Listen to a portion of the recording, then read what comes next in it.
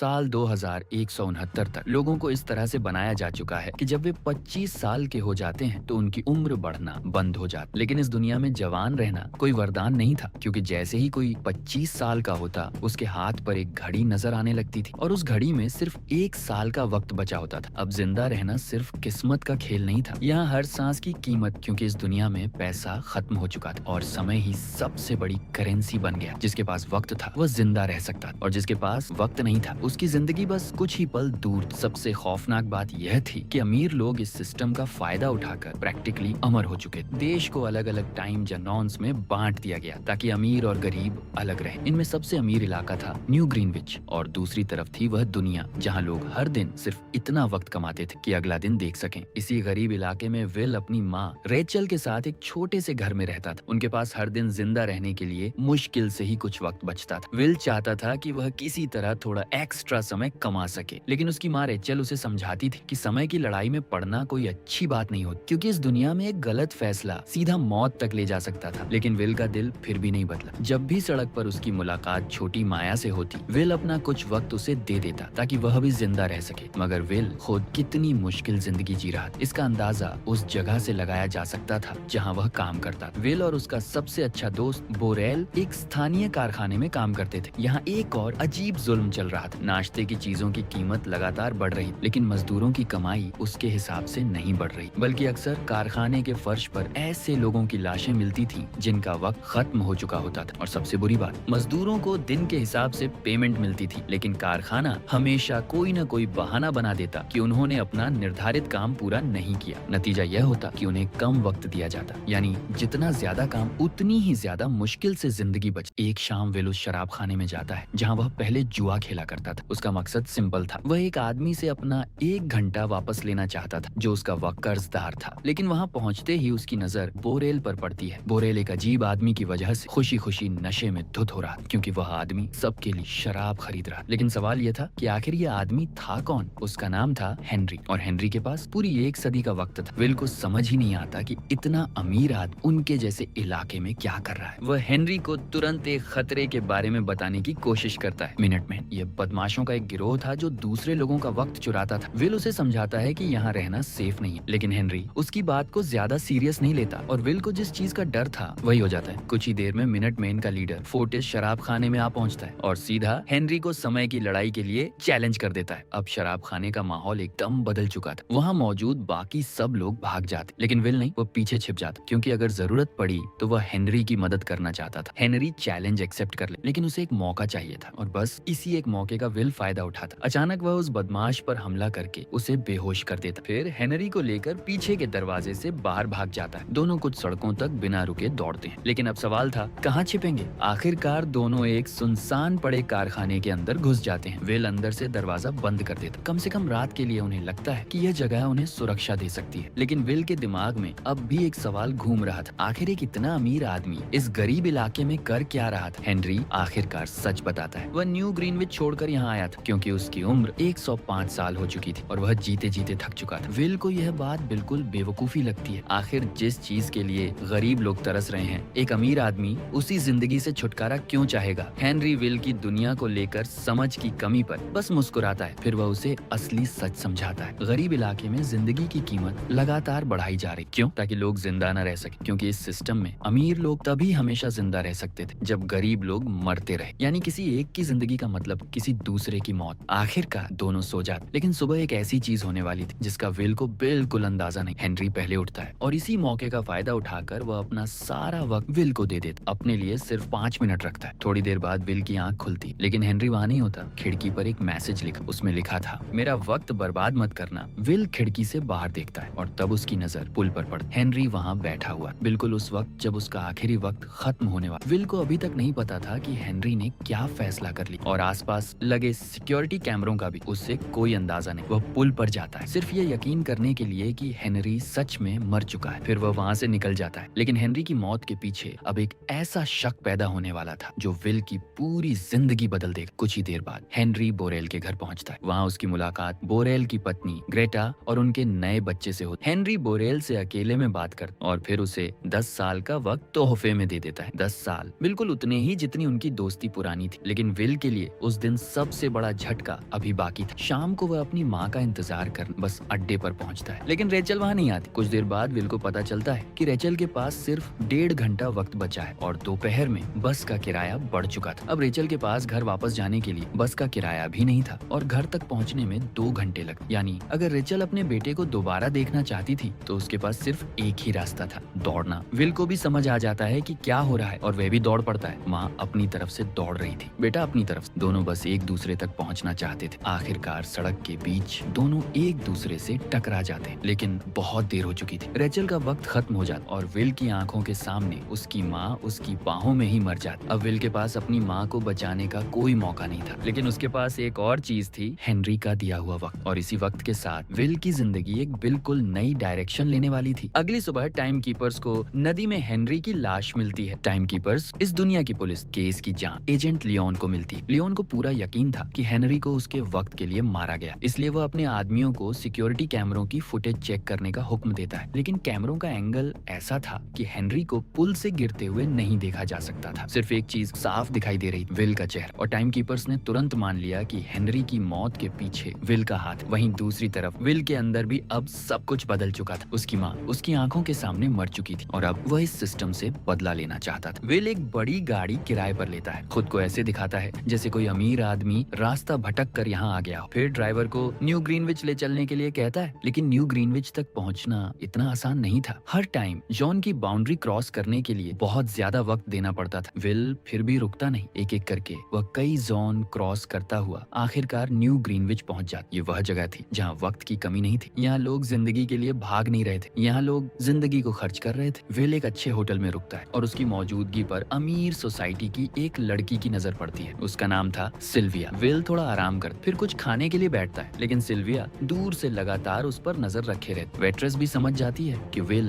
New Greenwich का रहने वाला नहीं है, लेकिन वह उसके साथ अच्छा बर्ताव करती क्योंकि विल उसे अच्छी खासी टिप देता है। वेट्रेस उसे एक और जरूरी बात बताती, अगर विल कैसीनो जाने वाला है तो उसे बेहतर कपड़ों की जरूरत पड़ेगी। लेकिन विल के न्यू ग्रीनविच पहुंचते ही एक और प्रॉब्लम खड़ी हो चुकी थी। कुछ ही घंटों में उसने इतने ज्यादा टाइम जोन्स क्रॉस कर लिए थे कि सिस्टम को उस पर शक होने लगा और टाइम कीपर्स ने उसकी करंट लोकेशन ट्रैक कर ली। लेकिन लियोन को एक और हैरान कर देने वाली बात पता चलती है, विल असल में उसका बेटा था। विल को अपने अतीत के बारे में ज्यादा कुछ याद नहीं था, इसलिए उसे खुद भी इस रिश्ते का पूरा पता नहीं था। शाम को विल एक महंगा सूट खरीदता है और फिर कैसीनो पहुंच जाता है, लेकिन वहाँ एंट्री भी आम लोगों जैसी नहीं थी। उससे अपनी मर्जी से 1 साल का वक्त देने को कहा जाता है क्योंकि वह कैसीनो का मेंबर नहीं था। विल ताश की मेज पर जाकर बैठता और यहीं उसकी मुलाकात होती है मिस्टर वीस। वीस वक्त उधार देने वाला एक बिजनेसमैन और सबसे खास वह बिना किसी हिचकिचाहट के बहुत ज्यादा वक्त दांव पर लगा देता था। तभी वीस की बेटी सिल्विया भी मेज के पास आ जाती, लेकिन वह खेलने नहीं सिर्फ देखने आई थी। विल उस पर नजर रखता है और फिर एक ऐसा रिस्क लेता है जिसमें हारने पर उसका सब कुछ खत्म हो सकता था। वह अपने पास मौजूद सारा वक्त दांव पर लगा देता है। अब एक गलती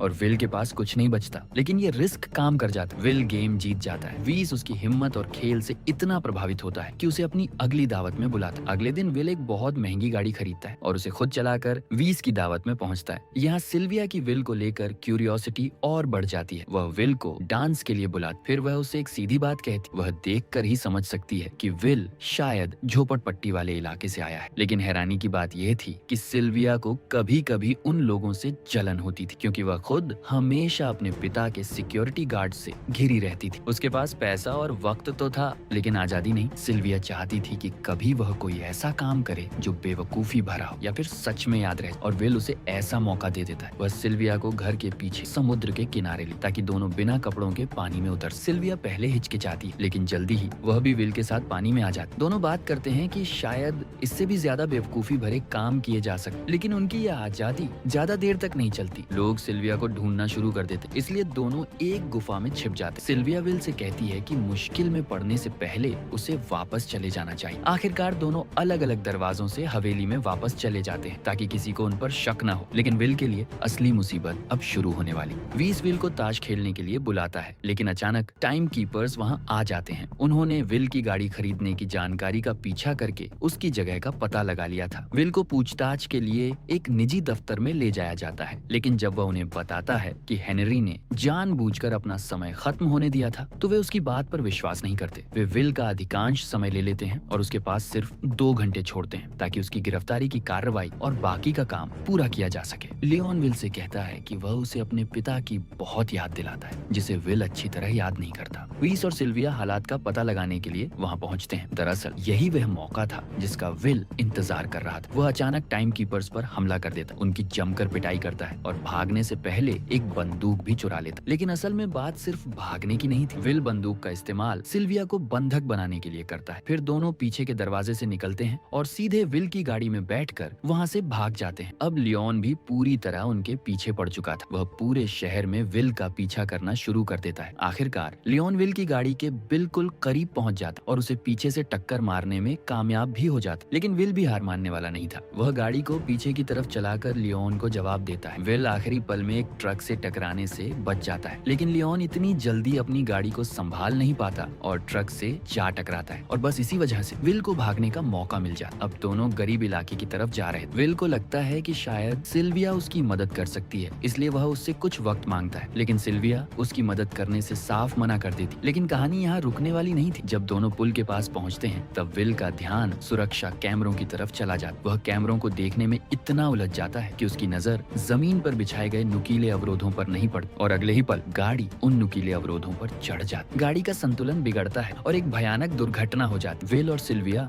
दोनों बेहोश हो जाते। कुछ ही देर बाद फोर्टिस और उसके आदमी वहाँ पहुँच जाते। दरअसल उन्होंने दोनों को ढूंढ लिया था और उनके पास पहुँचते ही बदमाश सिल्विया का वक्त चुराना शुरू कर देते हैं। अब सिल्विया की जिंदगी भी उनके हाथ में थी, लेकिन तभी दूर से टाइम कीपर्स के सायरन की आवाज सुनाई देने। सायरन करीब आते जा रहे थे। फोर्टिस और उसके आदमी समझ जाते हैं कि अब वहाँ रुकना खतरनाक है, इसलिए वे तुरंत भाग जाते। लेकिन जाते जाते सिल्विया के पास सिर्फ आधा घंटा वक्त छोड़ते हैं। कुछ देर बाद विल और सिल्विया को होश आता। सिल्विया जब अपने टाइमर पर नजर डालती है तो उसके पास बचा हुआ बेहद कम वक्त देखकर घबरा जाती। अब उसके पास ज्यादा वक्त नहीं था, इसलिए वह विल से मदद मांग। विल को यह बात अजीब लगी। दरअसल अभी कुछ देर पहले तक सिल्विया उससे वक्त देने से मना कर रही थी और अब वही लड़की उससे अपनी जिंदगी बचाने के लिए वक्त मांग रही थी। लेकिन फिर भी विल उसकी मदद कर वह सिल्विया को लेकर शहर के अंदर चला जाता। उनके वहाँ से निकलने के बाद टाइम कीपर्स भी दुर्घटनाग्रस्त गाड़ी की जांच करने पहुंच जाते। हालांकि लियोन को सबसे पहले एक और काम करना पड़ता है, उसे अपनी दिन की तनख्वाह मांगनी पड़ती है। दरअसल लियोन जरूरत से ज्यादा वक्त कभी अपने पास नहीं रखता था। वह सिर्फ उतना ही वक्त रखता था जितने में उसकी जरूरत पूरी हो सके। हालात को देखने के बाद लियोन एक फैसला करता है। अब वह विल का पीछा नहीं करे, क्योंकि लियोन को पूरा यकीन था कि विल खुद ही सबसे पहले उनसे संपर्क करे और अब विल को वाकई किसी ऐसे शख्स की जरूरत थी जो उसकी मदद कर सके। इसलिए वह बोरेल से मिलने जाता है। लेकिन वहाँ पहुँचते ही उसे एक और बुरी खबर मिलती है। बोरेल घर पर नहीं था। उसकी पत्नी ग्रेटा विल को बताती है कि बोरेल ने इतनी ज्यादा शराब पी थी कि उसकी मौत हो गई। हैरानी की बात यह थी कि उसके टाइमर पर अभी भी 9 साल बचे हुए थे, यानी वक्त खत्म होने की वजह से बोरेल नहीं मरा। अब सिल्विया फिर से घबराने लगी, लेकिन विल की नजर उसकी महंगी बालियों पर पड़ती है और उन बालियों की कीमत काफी ज्यादा थी। विल बिना वक्त गंवाए सिल्विया को खींचकर एक सुनार की दुकान पर ले जाता। दुकानदार अपनी दुकान बंद करने वाला हो, लेकिन जैसे ही वह उन बालियों को देखता है और समझता है कि वे कितनी कीमती हैं, वह उनके लिए अपना नियम तोड़ देता है। दरअसल वह यह भी समझ जाता है कि विल और सिल्विया वक्त के लिए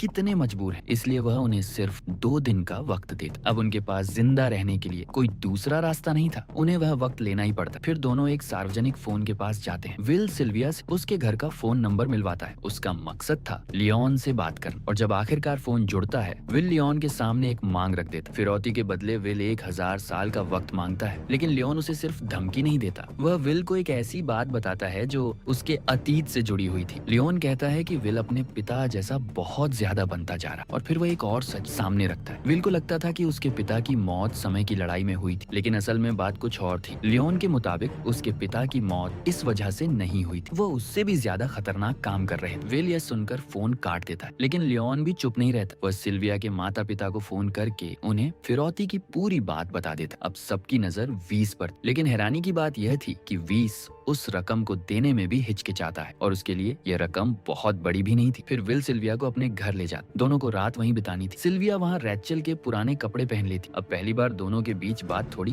गहरी होती है। सिल्विया विल से उसके पिता के बारे में पूछती। विल बताता है कि उसका पिता समय की लड़ाई लड़ने में बहुत अच्छा था। सिर्फ इतना ही नहीं, उसके पिता ने विल को भी समय की लड़ाई के कुछ तरीके सिखाए थे, और अब विल सिल्विया को दिखाता है कि वह तरीका आखिर कैसे काम करता है। अपनी बात साबित करने के लिए विल सिल्विया की बाहों पकड़ता है, फिर वह उसे समय की लड़ाई करना दिखाता है। दरअसल ये सिर्फ ताकत की लड़ाई नहीं थी, ये दोनों दोनों टाइमरों के बीच इरादों की लड़ाई। विल के पिता ने उसे सिखाया था कि सामने वाले को पहले यह महसूस होने दो कि उसका पलड़ा भारी है, फिर अपनी घड़ी को धीरे धीरे लगभग शून्य तक पहुंचने दो। सामने वाला जब तुम्हारी होने वाली मौत को देखकर अपना ध्यान भटका दे, तभी पूरी बाजी पलट दो और उस एक पल का फायदा उठाकर सामने वाले का सारा वक्त छीन लो। विल पहले सोचता था कि उसके पिता की मौत समय की लड़ाई में हुई थी, लेकिन अब उसे एहसास होता है कि शायद उन्हें इसलिए मार दिया गया था क्योंकि उन्होंने जीता हुआ समय दूसरों को दे दिया था। इसके बाद विल और सिल्विया एक दूसरे से अपने 25वें जन्मदिन के बारे में बात करते हैं। जब विल 25 साल का हुआ था तब उसका टाइमर सड़क पर शुरू हुआ और देखते ही देख उसका अतिरिक्त 1 साल भी लगभग खत्म हो गया क्योंकि उन पर कर्ज था। इसके बिल्कुल उलट सिल्विया की आंखें एक आरामदायक बिस्तर पर खुली थी और उसके पिता ने उसके जन्मदिन पर उसे 10 साल का वक्त दिया था। अगली सुबह विल खिड़की से बाहर टाइमलाइन की इमारतों को देखता है, लेकिन दुर्भाग्य से उनके पास लोगों में बांटने के लिए कोई दान का वक्त नहीं था। इसका मतलब साफ, वीस ने फिरौती की रकम नहीं दी थी। सिल्विया अपने पिता की बेरुखी से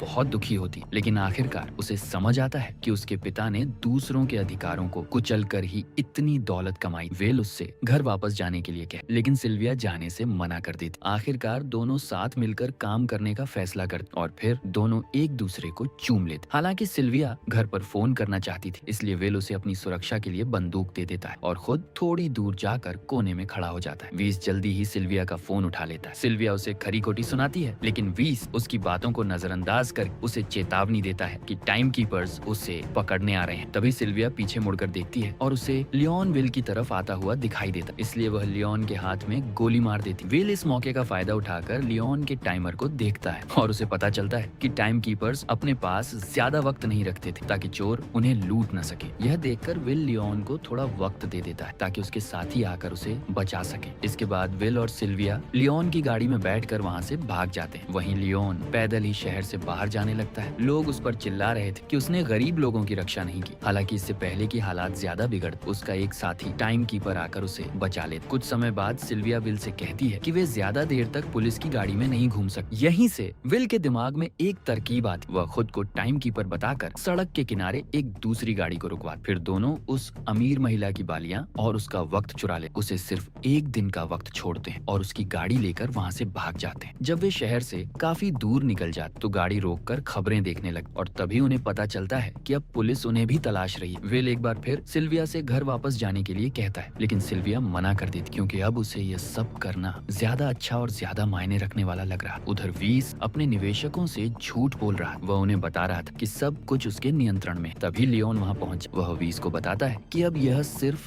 किसी को अगवा करने का मामला नहीं रहा। अब सिल्विया को भी एक अपराधी की तरह तलाशा जा रहा है। वीस लियोन को रिश्वत देकर उसका फैसला बदलने की कोशिश करता है, लेकिन लियोन साफ मना कर देता है। वह उसे याद दिलाता है कि अगर सिल्विया उससे संपर्क करती है तो उसे इसकी जानकारी टाइम कीपर्स को देनी होगी, वरना उसे भी अपराध में साथ देने के आरोप में गिरफ्तार कर लिया जाएगा। बाद में सिल्विया विल से पूछती है कि अगर उसके पास बहुत सारा वक्त होता तो क्या वह सच में उसे दूसरों को दे देता। विल कहता है कि हाँ, वह ऐसा जरूर करता। यह सुनते ही सिल्विया के दिमाग में एक योजना आती। दोनों मिलकर वीस की पैसों वाली गाड़ी चुरा लेते, फिर उस गाड़ी को एक टाइम बैंक में घुसा देते। वहां पहुंचकर दोनों जितने ज्यादा टाइम कैप्सूल चुरा सकते थे चुरा ले। बचे हुए टाइम कैप्सूल वहीं छोड़ दिए जाते हैं ताकि गरीब इलाके के लोग उन्हें ले सके। जब तक टाइम कीपर्स वहां पहुंचते हैं वहां कुछ भी नहीं बचा हो। शाम को ग्रेटा को अपने कपड़ों के बीच एक टाइम कैप्सूल मिलता है। वह विल ने माफी के तौर पर वहां छोड़ा था। विल माया से मिलने भी जाता है। माया सड़क पर सो रही होती है। विल उसके लिए भी कुछ अतिरिक्त वक्त छोड़ देता और जो बाकी वक्त उन्होंने चुराया था उसे टाइमलाइन तक ले जाया जाता है। वहाँ एक कर्मचारी उस वक्त को उन सभी लोगों में बांट देता है जिन्हें उसकी जरूरत होती है।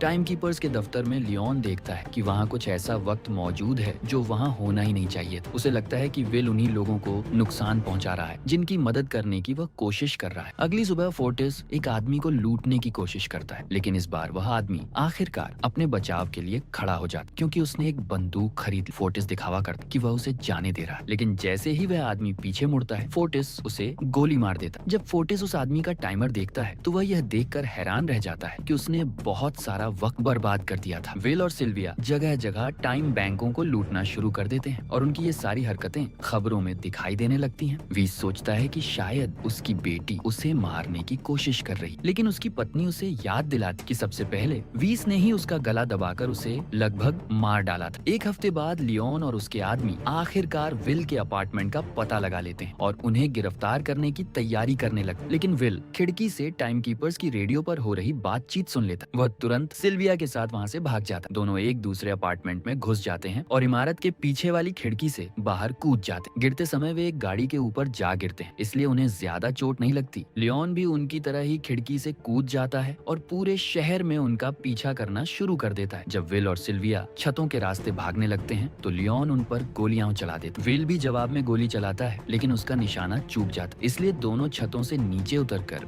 बस में बैठ जाते। बस का ड्राइवर सोचता है कि शायद उसे दोनों को अधिकारियों के हवाले कर देना चाहिए, लेकिन विल उसे रिश्वत देकर चुप करा देता है और इस तरह दोनों लियोन को पीछे छोड़कर वहाँ से निकल जाते। कुछ घंटे बाद विल और सिल्विया एक होटल में कमरा लेते हैं। वे अतिरिक्त पैसे देकर होटल के सारे कमरे बुक कर लेते हैं और रिसेप्शन पर काम करने वाले कर्मचारी से भी कहते हैं कि वह किसी को उनके बारे में न बताए। तभी एक नया ग्राहक होटल में आता है। उसे बताया जाता है कि होटल पूरी तरह बुक है, लेकिन वह किसी तरह विल और सिल्विया को ऊपर जाते हुए थोड़ी देर के लिए देख लेता। बाद में फोर्टिस और उसके आदमी सड़कों पर लोगों को विल और सिल्विया के बारे में जानकारी देने के लिए धमकाने लगे। शुरुआत में लोग चुप रहते क्योंकि वे अपने बचत करने वाले लोगों की रक्षा करना चाहते, लेकिन फिर फोर्टिस एक आदमी को मार देता है ताकि सबको पता चल जाए कि वह कितना गंभीर है। यह देखकर होटल वाला आदमी डर जाता और जो कुछ उसने देखा था वह सब बता देता है। होटल में विल और सिल्विया को पता चलता है कि उन्हें पकड़वाने वाले को 10 साल का वक्त इनाम में दिया जाएगा। दोनों को यह रकम काफी अपमानजनक लग। तभी अचानक फोर्टिस अपने आदमियों के साथ कमरे में घुसा। वे बंदूक की नोक पर विल और सिल्विया को पकड़ लेते हैं। फोर्टिस उन्हें बताता है कि टाइम कीपर्स उसे अकेला छोड़ देते हैं क्योंकि वह अपने ही लोगों को लूटता है, इसलिए अब उसे व्यवस्था वापस कायम करनी होगी। वह कहता है कि उसे किसी को बेरहमी से मारना पसंद नहीं है। फिर वह विल को समय की लड़ाई के लिए चुनौती देता। विल वही तरीका इस्तेमाल करता है जो उसके पिता ने उसे सिखाया था। जब फोर्टिस विल के टाइमर की तरफ देखने लगता है तो विल उसका सारा वक्त लेना शुरू कर देता है। वहाँ मौजूद पहरेदार हैरानी से ये सब देखने के लिए करीब आते हैं और विल इसी मौके का फायदा उठाकर उन सभी को गोली मार देता। इसके बाद वह फोर्टिस का सारा वक्त खत्म कर देता। जब तक टाइम कीपर्स होटल पहुंचते हैं तब तक विल और सिल्विया वहां से जा चुके हो। कुछ घंटे बाद विल देखता है कि सड़कों पर आए नए वक्त की भरपाई करने के लिए चीजों की कीमतें और कर्ज की दरें और तेजी से बढ़ाई जा रही हैं। उनकी छोटी छोटी लूट से कोई खास फर्क नहीं पड़ रहा था। इस व्यवस्था में बदलाव लाने के लिए उन्हें कम से कम 10 लाख साल के वक्त की जरूरत। सौभाग्य से सिल्विया को पता था कि इतना वक्त कहाँ मिल सकता है। अगले दिन भी इस हालात को लेकर परेशान होता है और सामान्य से भी ज्यादा अंगरक्षकों के साथ काम पर जाता है। अचानक अंगरक्षक खतरा महसूस करके पीछे मुड़ जाता, लेकिन वहाँ कोई हमला नहीं होता, बल्कि सिल्विया सामने आकर कहती है कि वह आत्मसमर्पण करना चाहती। वीस उसकी बात पर विश्वास कर ले और उसे वापस ले जाने के लिए तैयार हो जाता। इसी ध्यान भटकने का फायदा उठाकर विल उसके पीछे पहुंच जाता है और उसे बंधक बना लेता है। फिर विल और सिल्विया वीस को उसके दफ्तर में ले जाते। वे उसे उस तिजोरी को खोलने के लिए मजबूर करते हैं जहां उसने 10 लाख साल वाला टाइम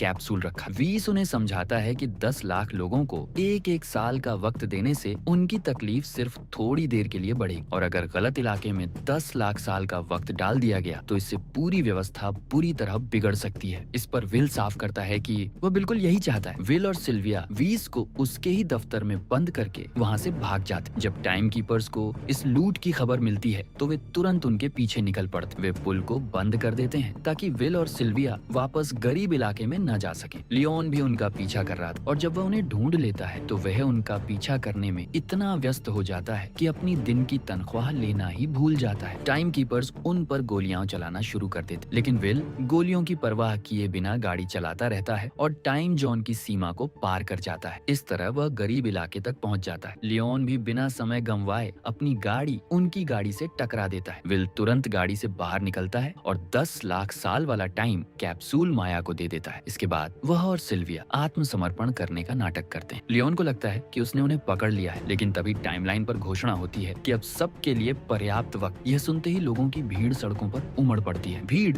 लियोन का रास्ता रोक देती है और विल और सिल्विया को भागने का मौका मिल जाता है। लियोन लोगों को धक्का देकर अपनी गाड़ी तक वापस पहुंचता है और लुटेरों का पीछा करने निकल पड़ता है, लेकिन जब विल और सिल्विया एक और सीमा पार कर जाते हैं तो लियोन को उनके पीछे पैदल ही जाना पड़ता। आखिरकार वह दोनों को पकड़ लेता है। विल अंदाजा लगाता है कि लियोन भी कभी गरीब इलाके से ही आया होगा। लियोन इस बात की पुष्टि करता है। वह बताता है कि उसने वहाँ से निकलने के लिए बहुत मेहनत की थी। उसके हिसाब से व्यवस्था ऐसी ही होनी चाहिए थी। फिर वह दोनों को गिरफ्तार करने की कोशिश करता, लेकिन विल उसे बताता है कि इसका कोई फायदा नहीं है क्योंकि उसके और सिल्विया के पास अब सिर्फ कुछ ही मिनट बचे हैं, यानी वे वैसे भी जल्द ही मरने वाले। यह सुनकर लियोन अपने टाइमर टाइमर की तरफ देखता है और उसे एहसास होता है कि उसके पास भी ज्यादा वक्त नहीं बचा है, क्योंकि वह अपनी दिन की तनख्वाह लेना भूल गया था। उसी पल उसका टाइमर शून्य पर पहुंच जाता है और लियोन वहीं सड़क पर मर जाता है। अब विल और सिल्विया के पास भी सिर्फ कुछ सेकंड बचे थे। दोनों एक दूसरे को अलविदा कहने के लिए चूमते हैं, लेकिन तभी विल को एहसास होता है कि टाइम कीपर्स की गाड़ियों में वक्त रखा हुआ है। वह तुरंत